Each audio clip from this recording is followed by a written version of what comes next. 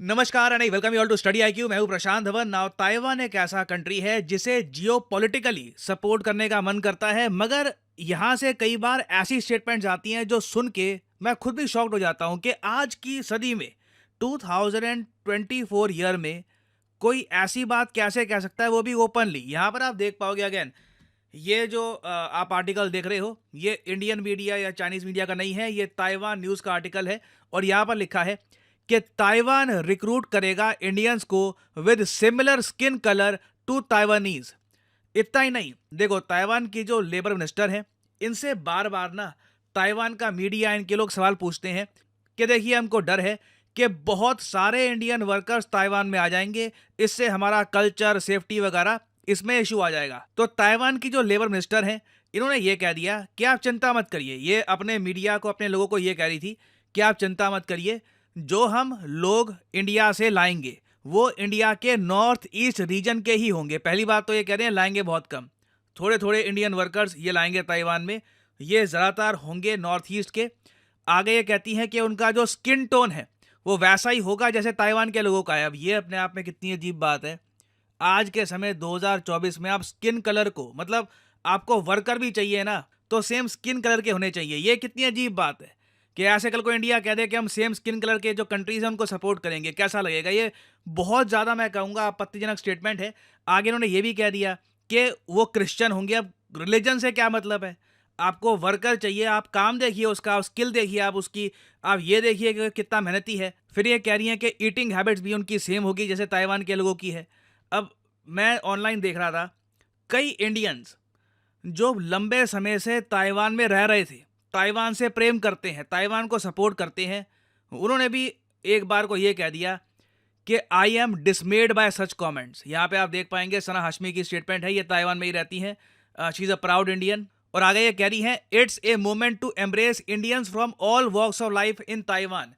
आप इंडियंस को as worker चाहती हैं तो उनका धर्म, उनकी स्किन का कलर ना देखकर आप स्किल पर ही फोकस करिए। मगर क्लियरली ताइवान में इन लोगों का मन बन चुका है, इनका सर्टन व्यू पॉइंट है और उसी के हिसाब से ये लोग काम करेंगे मोस्ट प्रोबेबली। और सैड बात यह है कि इससे कहीं ना कहीं ताइवान की जो इमेज है इंडिया में, इस पर भी काफ़ी नेगेटिव इम्पैक्ट आने वाला है, क्योंकि ताइवान का मीडिया खुद ही इसको रिपोर्ट करके कह रहा है कि हम खुद ही शॉक्ड हैं कि मिनिस्टर ने ये सब बातें कह दी है कि सरकार की ये प्राथमिकता है, इस क्राइटेरिया पर इंडिया से वर्कर्स लाए जाएंगे ताइवान में। और मुझे पता है आप में से कई लोग स्किन कलर वाली जो इनकी कमेंट है वो सुन के काफ़ी ऑफेंडेड फील करेंगे, मगर मुझे ना यहाँ पर एक बात और ऐड करनी पड़ेगी।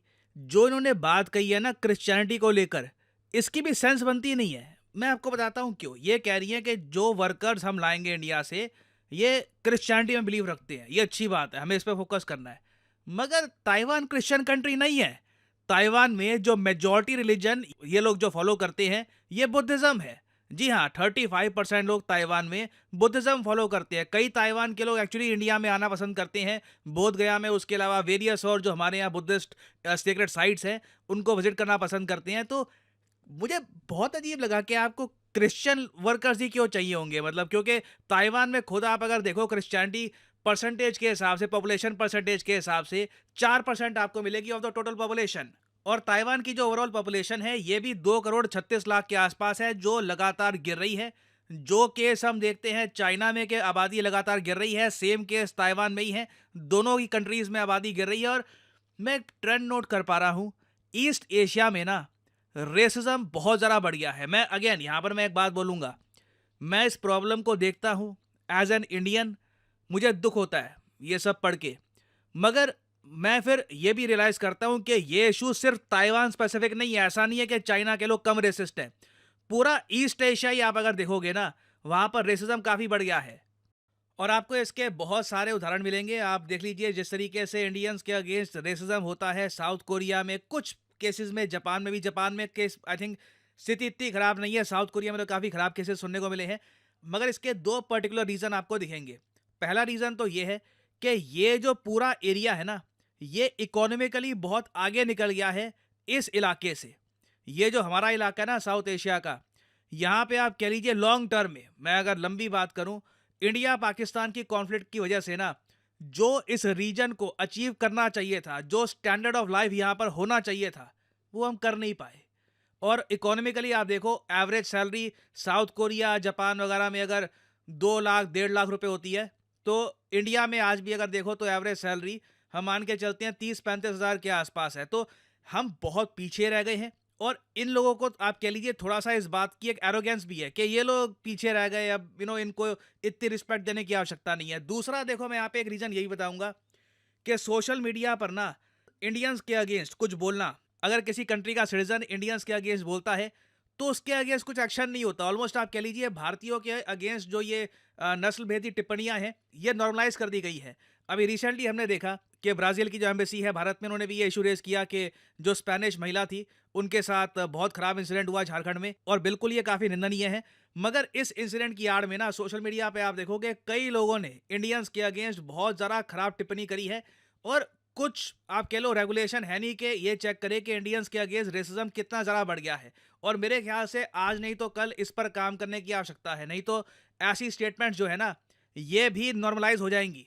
ये कहीं ना कहीं इस स्टेटमेंट को लेकर आपत्ति जताने की ज़रूरत है, क्योंकि एक बार अगर हमने इस स्टेटमेंट को सुनकर बस मुंह मोड़ लिया, इग्नोर कर दिया, कल को और कंट्रीज की तरफ से भी ऐसी स्टेटमेंट आ सकती है जो अपने आप में गलत है। और वैसे इस सब की अगर हम बियॉन्ड बात करें ना, तो एक बात नोट करने वाली ये भी है कि इंडिया वैसे और तरीके से अगर हम बात करें तो ताइवान का काफ़ी सपोर्ट कर रहा है। रिसेंटली देखा कि इंडियन मीडिया ने ताइवान के ऑफिशियल्स के साथ एक इंटरव्यू किया, चाइना ने आपत्ति करी थी और उसके बाद ताइवान ने कैटेगोरिकली ये कहा है कि इंडिया और ताइवान, हम लोग कोई पपेट्स नहीं है चाइना के, हमारी खुद की विदेश नीति है, हम अपने हिसाब से काम करेंगे। तो चाइना को जवाब देने के मामले में सरकारी लेवल पे तो एटलीस्ट एक अच्छी कोऑर्डिनेशन है ताइवान और इंडिया की, but people to people relations build करने की आवश्यकता है।